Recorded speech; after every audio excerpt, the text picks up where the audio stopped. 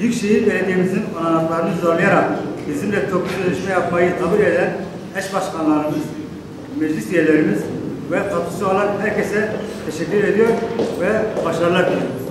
Ve maalesef bizler dahil bugüne kadar emekçilerin hakkını tam olarak yerine getirmiş değiliz. Eksiklerimiz var.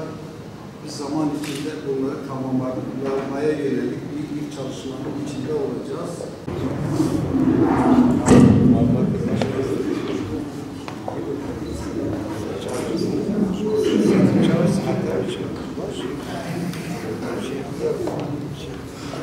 Tamam mı?